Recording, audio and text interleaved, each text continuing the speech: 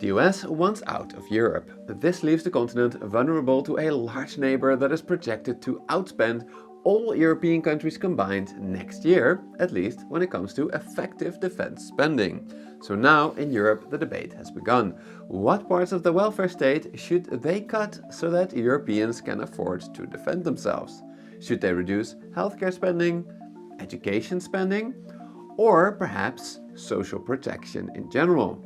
This entire debate is nonsense. That's right, in this video I'm going to make the case that the US leaving Europe to defend itself will make Europe's economy stronger, not weaker, and therefore increased defense spending will not require cutting Europe's welfare state, at least for now. But look, I realize that this is a bold claim. In fact, if we think about Europe as a person like you or me who needs to spend less on something to be able to spend more on something else, my claim makes no sense at all. But entire economic systems work in very different ways than people. So to find out how increased defense spending will make Europe's economy great again, let's do a quick refresher on our Macroeconomics 101. If we look at macroeconomics in its simplest form, the economy is a system of people and machines, also known as labor and capital. People work some hours and using machines they produce goods and services. The value of those goods and services is what we call total output or GDP, gross domestic product.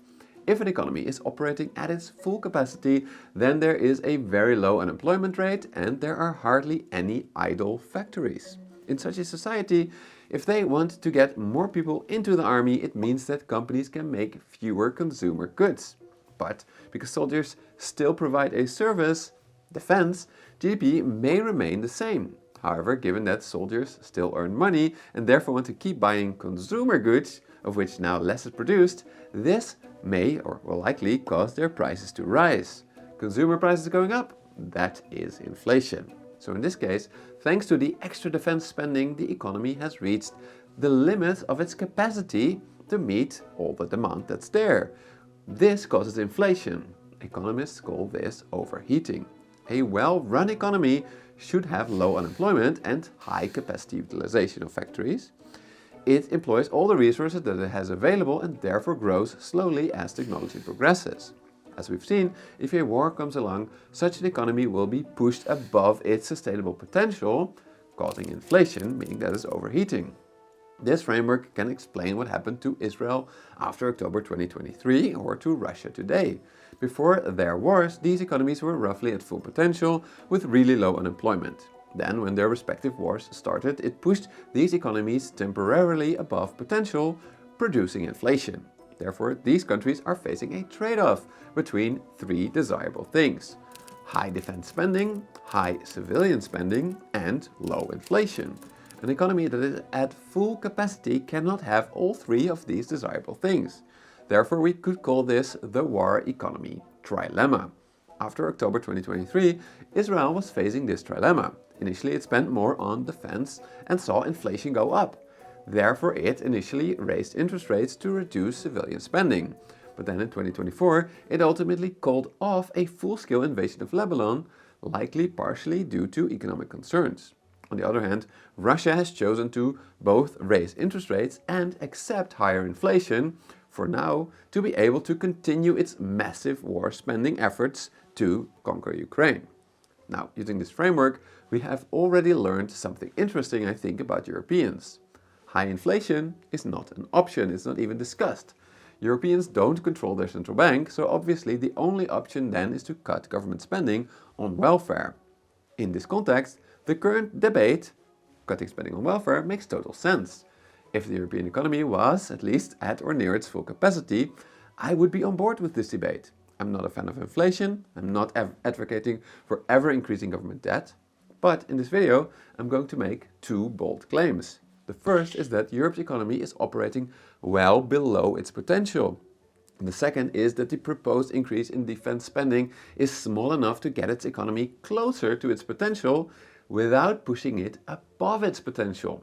Therefore, the war economy trilemma framework is not yet the right framework to talk about Europe, because America leaving will make Europe's economy stronger by bringing its economy closer to its potential. But okay, this channel is an analysis channel. The goal is to understand our economies based on evidence. So what is my evidence to back up these pretty bold claims? For claim number 1, Europe is operating well below its potential, I have 3 pieces of evidence.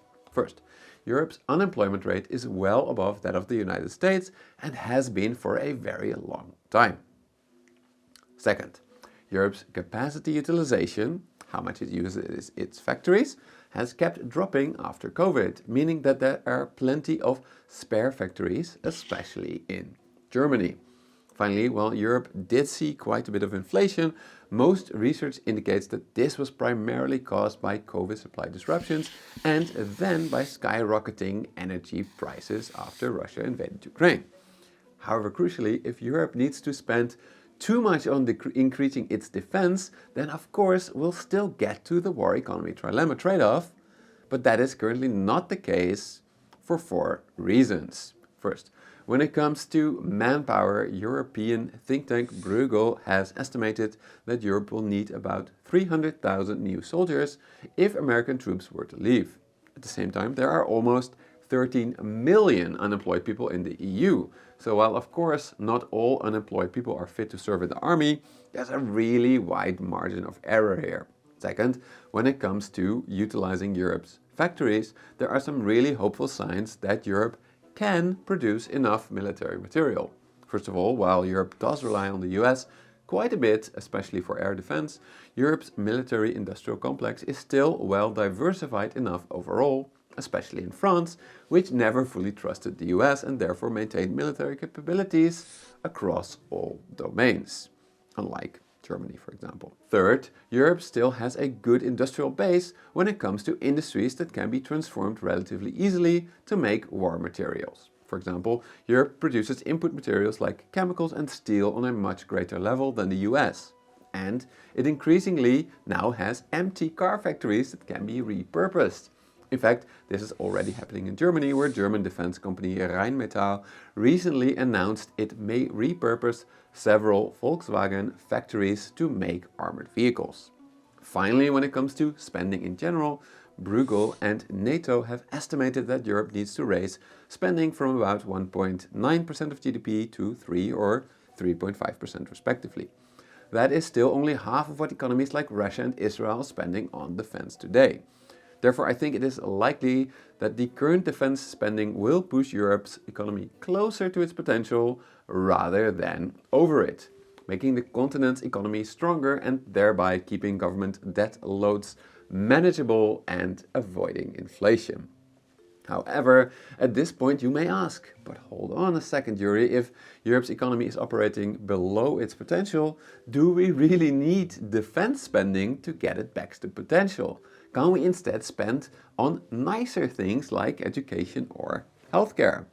No. After all, Europe has been operating far more below its potential than the US for such a long time now already. So on its own, Europe has not been able to bring its economy to potential. But of course this raises the question, why? In other words, why does Europe need a military threat to activate the full potential of its economy? To answer that question, I think it's important to emphasize that there is essentially no European economy. That is, there is no European government that can decide to increase spending to lift Europe's economy towards its full potential. Instead, there are countries with exceptionally low government debt in the north and countries with exceptionally high government debt in the south. The northern economies are considered to be very competitive and have very low unemployment, while those in the south have very high unemployment and are considered not very competitive. If we follow standard economic theory, wages in the north should therefore rise as workers are in short supply. This would then make these countries less competitive, compelling industry to move to the south. This would make the south then more competitive, lowering unemployment and lowering, importantly, the government debt burden in these countries as their economies grow. However, in Europe, this balancing mechanism is blocked for two reasons. First, northern countries have long complained that southern governments are too eager to regulate and overspend, which kept wages relatively high. This is why they forced austerity on the south after the euro crisis. Since then, countries like Spain have become more competitive. However, despite significant labor market reforms, southern countries have still struggled to attract sufficient companies. Many economists have pointed out that this is because the balancing mechanism was not just blocked by the south, but also by the north, whose governments have artificially suppressed wages through collective bargaining and by keeping government investment spending lower than it should be, especially in Germany, which now has crumbling infrastructure. This dynamic means that southern countries operate below their potential because they cannot get out of debt. But even more strikingly, it means North European countries operate below their potential by choice. North European workers have chosen to accept lower wages voluntarily, and North European voters kept voting in parties that underinvested in infrastructure and education. Why would they do that? That seems rather strange. Well, according to economists like Berkeley professor Barry Eichengreen, this can for a large part at least be explained by the fact that European economies have fixed exchange rates or something similar in the form of the euro, and it's not a united country.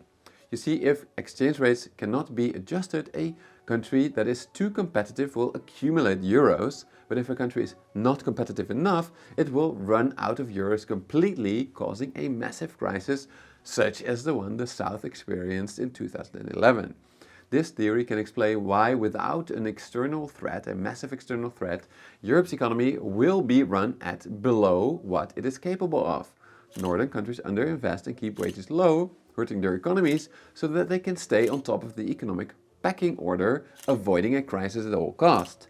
This hurts the southern economies, which cannot easily become competitive given that the natural balancing mechanism is blocked by the north.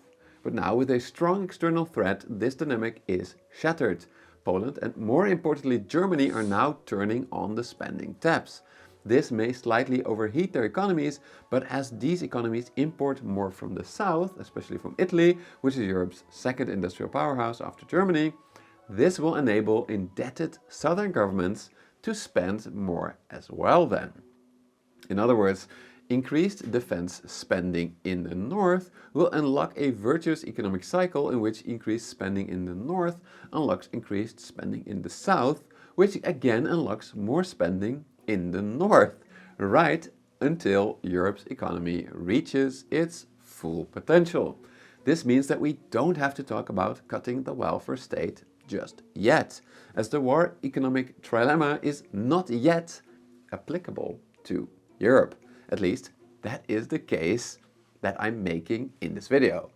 But could it be that I'm wrong? Yes, of course. You see, on this channel I make economic analysis based on data and economic theories. I try to be as transparent as I can about the specific data and theories that I use.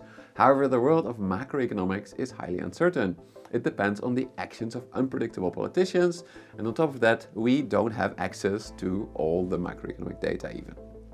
So, what are the main assumptions that I made to make my case, and how could they be wrong?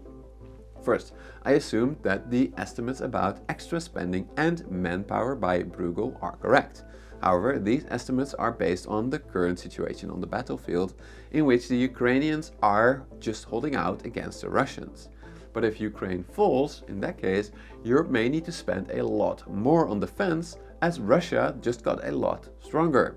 My second big assumption was that Europe's economy is below its potential based on current unemployment and industrial capacity and inflation data.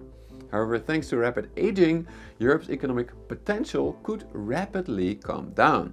Actually, I think this is the weakest part of my analysis. In the next 25 years, Europe's working age population is projected by the UN to decrease by about 50 million. This is far more than the people who are currently unemployed.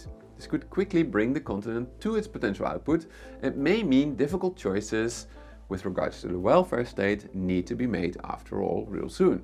However, 25 years is a long time. Europe could increase defense spending now to bring its economy up to its potential and then reduce defense spending as its population ages. After all, Russia's population is also aging very rapidly, so that threat may decrease then as well. On top of that, European defense spending could become a lot cheaper if it was centralized rather than done by each country on their own. Finally, population projections are not everything. Migration can change it substantially. For example, Spain's population was also projected to decline due to very low fertility, but instead it is rapidly rising thanks to migration from Latin America. Who knows, the rest of Europe could get the same from North America. Finally, I think it's important to highlight that I assume that Europe's divided nature is keeping it back. As we've seen, this is a respectable economic theory, but it is not the only one. Another theory is that excessive regulation is holding it back, but if that's the case, I'd argue that we still don't need to cut the welfare state right now. We should just cut regulation instead. So whichever road I followed, I came to the same conclusion. America's defensive retreat, while extremely regrettable and importantly horrible for the people of Ukraine right now, does have a silver lining. It will make Europe's economy great again. But of course, there are many more American allies that just the Europeans that find themselves in a similar predicament as Europe. What should they do? You can read all about that in the sponsor of this video, The Economist. I highly recommend you follow up this video by reading their analysis on how these countries should respond. Then read up on their analysis of how Putin aims to trap Donald Trump. And finally, I recommend you check out this article about how the war has allowed Ukraine's powerful drone industry to thrive and come to life.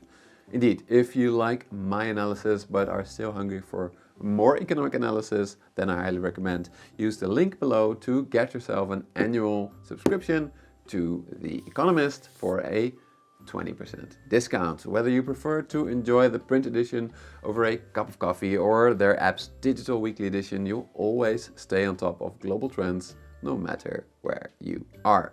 So don't miss out, click the link in the description below or in the top comment, or head over to economist.com/moneymacro to claim your exclusive 20% discount today.